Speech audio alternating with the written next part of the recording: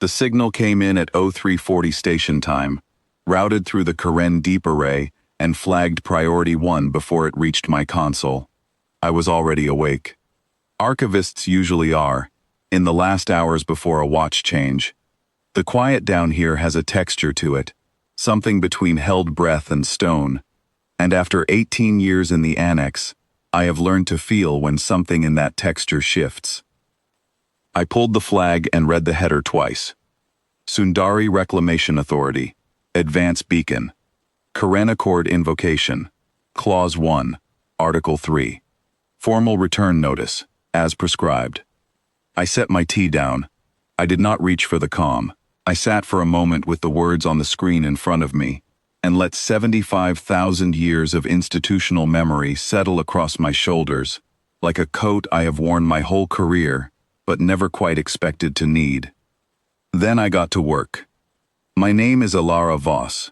I hold the rank of Senior Keeper, third seat, of the Kethavar record. My office is 400 meters below the surface of what was once the Karen Basin, a broad inland plain in the continent's mid-latitude belt, unremarkable except for the fact that 75,000 years ago, it was the site of the last ground engagement of the Sundari withdrawal, and that the soil above me still holds, in trace mineral concentrations that our instruments can read to the centimeter, the exact boundaries of the lines both sides held on the final morning of that conflict. Above the annex, on the surface, the Valdrin Memorial stands, a broad plaza of pale stone with a reflecting pool at its center, and, at the far end, a carved record wall 40 meters wide and 8 meters tall, every name on it a name from the withdrawal, soldiers, engineers, civilians who did not get clear in time. The annex is not the memorial. The memorial is for the dead. The annex is for the living, and for whatever comes after. The Karen Accord was signed on the 73rd day after the withdrawal. The Sundari Reclamation Authority, the governing military body of the Sundari hegemony's colonial recovery arm, agreed to 17 articles. Right of sovereign domain over the Karen Basin and its orbital approaches, ceded to Earth in perpetuity. No Sundari military assets within the inner threshold, without prior notice of no fewer than 60 standard years. Violation penalties enumerated in Annex C, which ran to 41 pages, and which every senior keeper since the signing has been required to study, annotate, and know by section number. I know Annex C the way I know my own hands. What the Sundari may not have fully appreciated, when they signed, was that we intended to keep the ledger. Every incursion logged, every probe that crossed the threshold without the required 60-year notice, and there were 93 of them in the first 10,000 years alone, tailing off as the hegemony's reach contracted, and their attention turned elsewhere. Every beacon sweep that touched our boundary markers without declaration, every unmanned survey asset that drifted inside the Accord's defined perimeter and was quietly impounded, catalogued, and added to the record. The ledger is not a grudge. It is not a monument to anger. It is a legal instrument maintained across 75,000 years by an unbroken chain of keepers who understood that the day the Sundari came back, if they came back, they would come citing the Accord. They always cite the Accord. It took me 40 minutes to compose the formal acknowledgement and route it for transmission. Not because the language was difficult. I drafted it from memory, as all keepers are trained to. But because I wanted to be precise. The Sundari Advance Beacon had cited Clause 1, Article 3, the right of the signatory authority to announce a formal return visit, to verify the ongoing status of the Accord's provisions. That clause exists. It is real. I honored it. I transmitted the acknowledgement, and I attached, as prescribed by Annex C, Section 7, Paragraph 2, the complete violation ledger. All of it, every entry, formatted, indexed, cross-referenced against the relevant article of the Accord as violated, with the applicable penalty clause cited beside each one. The ledger runs to 417,000 entries. I sent it with a cover note, also as prescribed, informing the Sundari Reclamation Authority that per Annex C, Section 12, Paragraph 1, they were required to acknowledge receipt of the violation record before any further formal communication under the accord could proceed, and that Earth's position regarding the accumulated penalties would be transmitted separately in a document the Annex had been preparing, continuously, for the past 75,000 years. Then I went upstairs and stood in the pre-dawn outside the memorial for a while. The reflecting pool was dark, the carved wall was dark, the names were there, the way they are always there, without sentiment, without drama, simply present. I have stood at that wall many times. I find it clarifying. The Sundari fleet arrived in system 11 days later, 7 vessels, a command carrier, 2 heavy escorts, and 4 ships I did not immediately recognize from the hull profiles, though the deep array identified them as mobile arbitration platforms. That was interesting. They had brought their own legal infrastructure. They expected, presumably, to negotiate.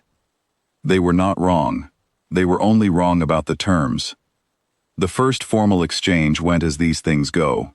Their senior arbitrator, a tall, gray-skinned figure with the authorities' clan markings along their clavicles, introduced as High Mediator Suvara Enthi, was precise, measured, and clearly briefed.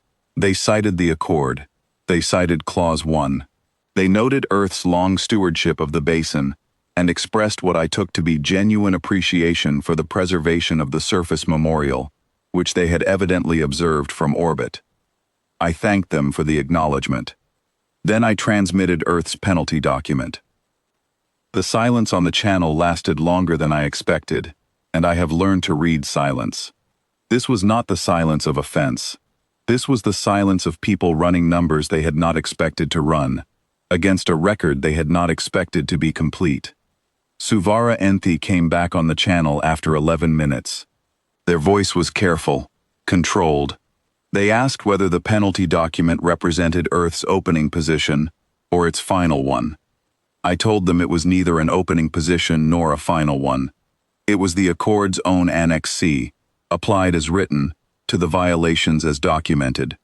Earth had not calculated a position. Earth had maintained a ledger. The numbers were the numbers.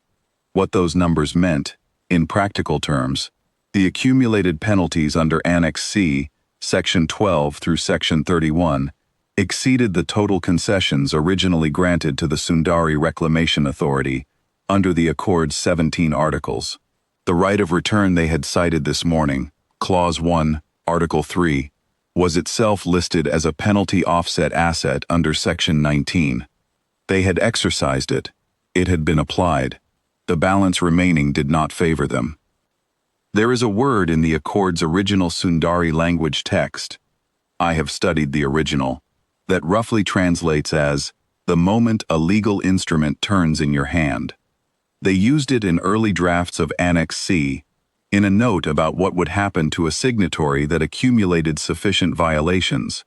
The note was later struck from the final document, I think because no one seriously believed the ledger would ever be kept long enough for the clause to mature. 75,000 years is a long time to keep a ledger. The negotiation lasted 9 days. I will not detail every session here. That record belongs to the formal archive, where it will sit alongside every other document in this chain going back to the signing. What I will say is that Suvara Enthi was, in the end, someone I could work with. They understood, once they had read the ledger in full, that the accord had not decayed. They understood that what they had arrived expecting to renegotiate was, in fact, already resolved by 75,000 years of diligent notation in a room 400 meters underground. They asked me, on the last day, how many keepers had held the third seat since the signing. I told them the number. They were quiet for a moment. They said, "We did not expect the record to be this complete." I said, "We expected you to come back." The Sundari fleet departed on the 12th day. They left under terms that formalized the closure of all outstanding violations, acknowledged Earth's sovereign claim over the basin and its approaches without reservation, and waived, in perpetuity, the Reclamation Authority's original Article 7 concession. the one that had given them a right of resource survey in the outer belt. That concession had been their leverage. It was gone now, consumed by the ledger. I stood at the wall again that evening, in the last of the light. The stone was warm from the day's sun. The names were the same names they have always been.